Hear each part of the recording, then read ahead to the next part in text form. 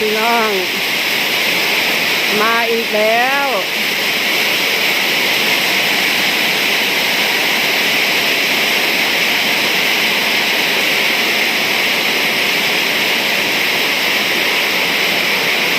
ทั้งร้อนนะคะทั้งลมนะคะ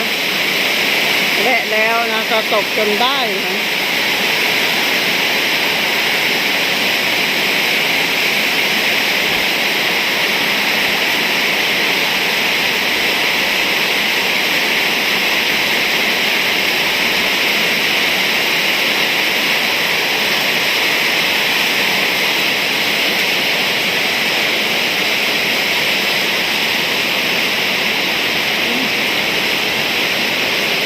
นอกอีกบ้ามือนี่ ที่นอกอีกบ้ามือนี่เบ้ยบนตานี่นอนตุ้มผาเลยแล้วได้ปิดประตูอยู่ก็เห็นข่อยเด้อเห็นข่อยพัดตื่นยุบเลยฟ้าวแล่นกลับเลย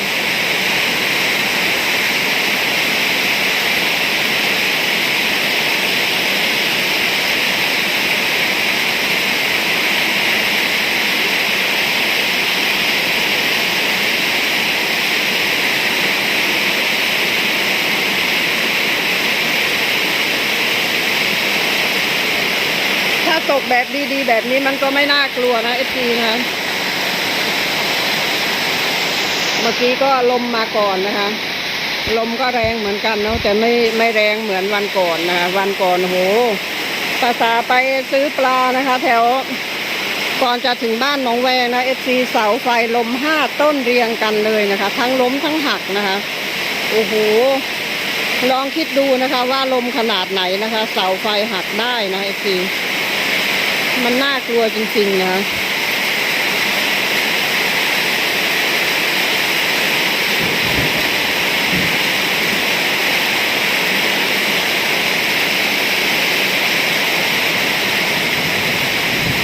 ทุกบอก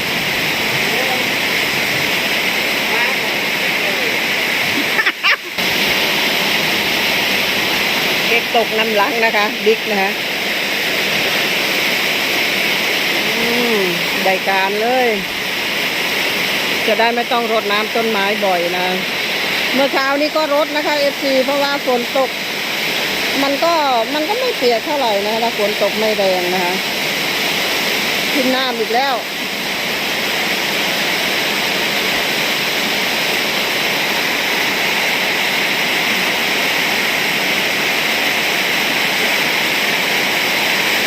โอ้แรงมากเลย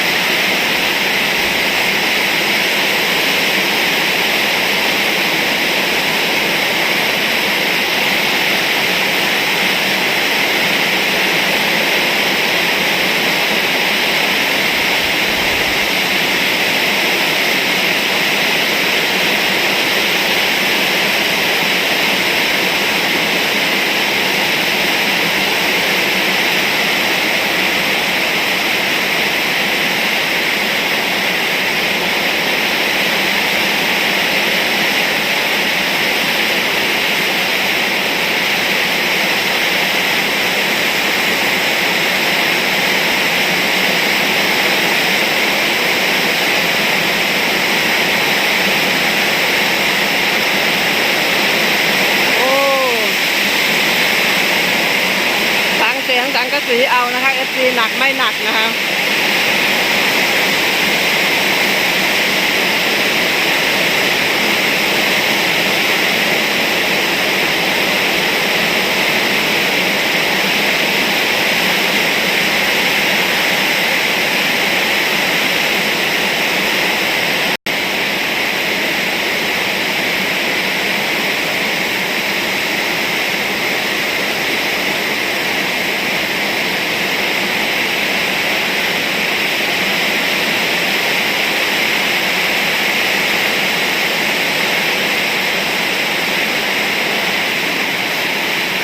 นน้ำหลังหมูนะ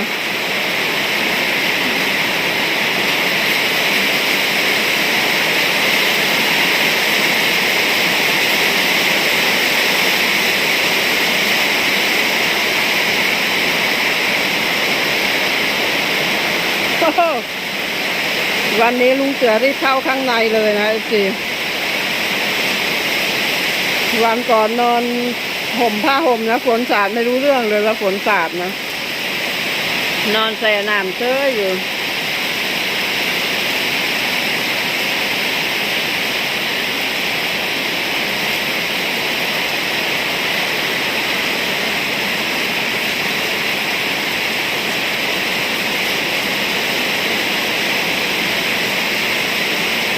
เอา นึกว่าเขาในมืดตึ๊บ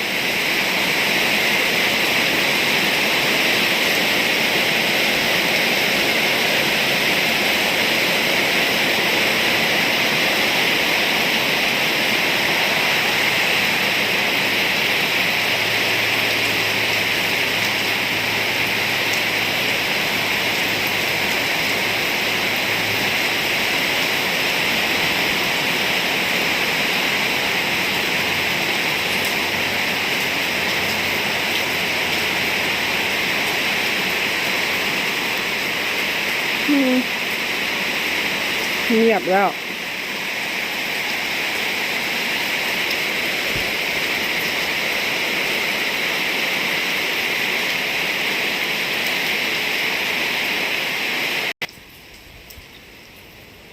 ทะเบียนรถเฮาคันนี้อีหยังวะฮะลืมทะเบียน98ปอด98โอ้ยเลขออกช่วยกดกันนั่นแหละน่าจะเป็นข้างหน้าปานิทีบ่เศร้าบ่เอิ้นบ่ฟันบ่หยังเกี่ยวเลยเนาะ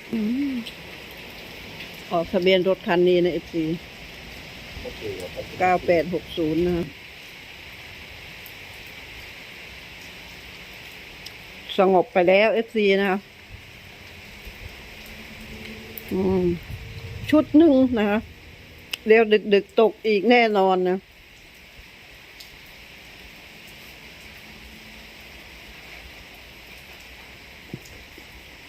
พายุฝนนะคะสงบเงียบไปแล้วรอดูรอบต่อไปนะรอดูรอบดึกนะ